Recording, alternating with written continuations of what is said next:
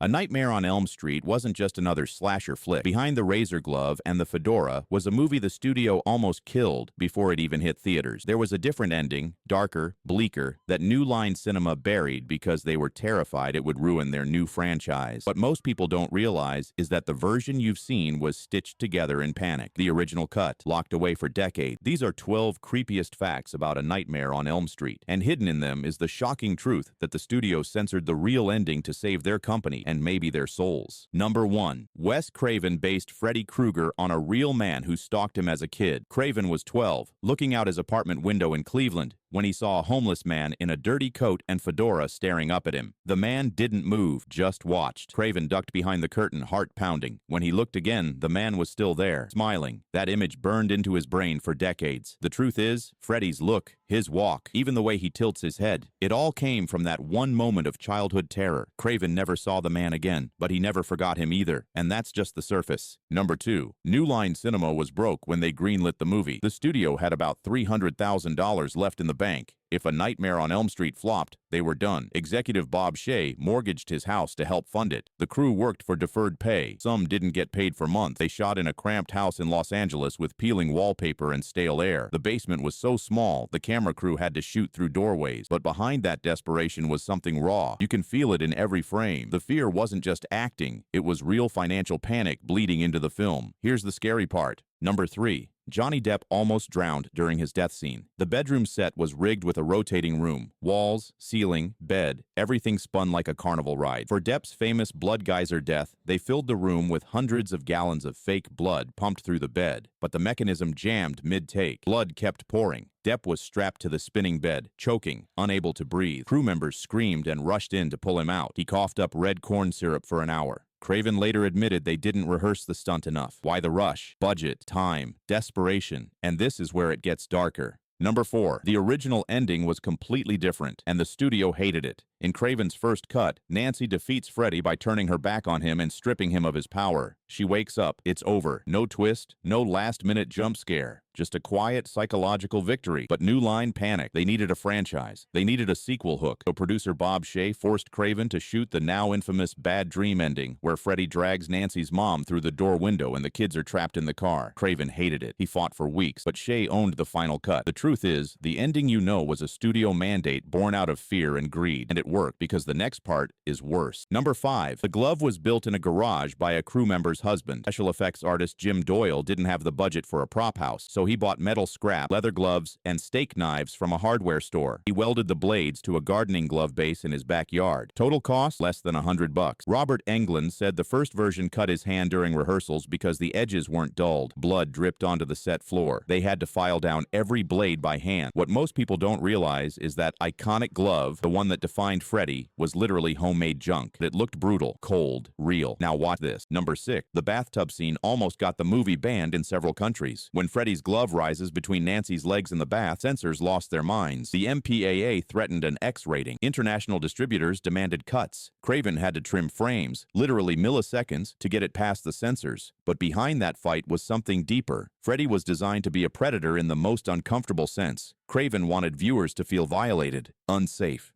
The bathtub wasn't just scary, it was invasive, and that's exactly why it worked. Here's the problem. Number 7. The film's budget was so tight they used real maggots and worms for the body bag scene. In the hallway nightmare where Tina's corpse is dragged in a bloody bag, production couldn't afford fake bugs, so they bought live maggots from a bait shop and dumped them into the bag with actress Amanda Weiss. She screamed, but not for the camera. The maggots crawled inside her costume. The plastic stuck to her skin. The smell was rotting meat and sweat. Weiss later said it was the most disgusting experience of her career, but Craven kept the cameras rolling. He wanted real revulsion, and he got it, because the next fact is even uglier. Number 8. Robert Englund almost turned down the role of Freddy because he thought it was too small. The original script had Freddy in only about 10 minutes of screen time. Englund was a serious character actor. He'd worked with theater companies and indie film. He thought a B-movie slasher villain would kill his career, but his agent begged him to audition. Englund showed up without makeup and improvised Freddy's voice, scratchy, mocking, almost playful. Craven loved it. What most people don't realize is Englund brought the dark humor. The script didn't have one-liners. Those were all him. And that choice turned Freddy from a silent monster into a cultural icon. And this is where it gets weird. Number 9.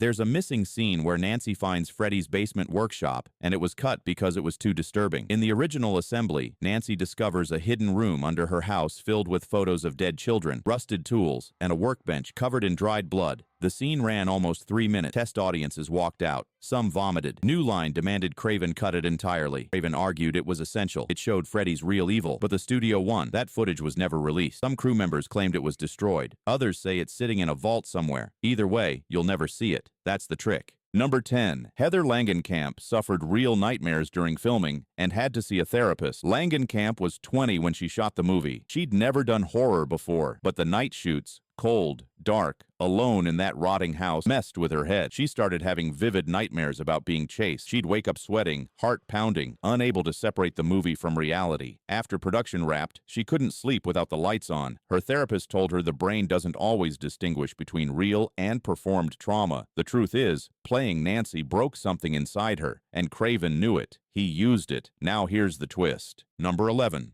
The movie was almost called Freddy's Nightmare, but Craven changed it at the last second. New Line wanted a simple, marketable title, but Craven hated it. He thought it sounded cheap, like a TV movie, so he pitched A Nightmare on Elm Street. Longer, literary, inspired by noir thrillers. The studio pushed back. They argued it wouldn't fit on a poster, but Craven refused to budge. He threatened to walk. Finally, Shay caved. What most people don't realize is the title almost killed the deal. And if it had been called Freddy's Nightmare, the entire franchise would have felt different, smaller, cheaper. The name mattered because the final fact changes everything. Number 12. There's a rumored director's cut that runs 15 minutes longer, and no one will admit it exists. Over the years, crew members have whispered about a longer version, more dream sequences, more backstory, a different score. Some say Craven screened it once at a festival in 1985 and then locked it away. Others claim New Line destroyed it to protect the franchise's image. Craven himself gave conflicting answers in interviews. Sometimes he'd laugh it off. Other times he'd go quiet and change the subject. The truth is, we may never know, but the idea of a lost nightmare, darker, weirder, more dangerous, haunts fans to this day. A Nightmare on Elm Street became a legend not because everything went right, but because it almost fell apart. A broke studio, a homemade glove, a censored ending, a terrorized cast. And somewhere, buried in a vault or destroyed in a panic, is the version Wes Craven really wanted you to see.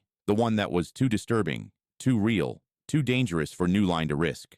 Thanks for watching. Hit like, drop a comment with your favorite fact, and subscribe for more creepy movie secrets.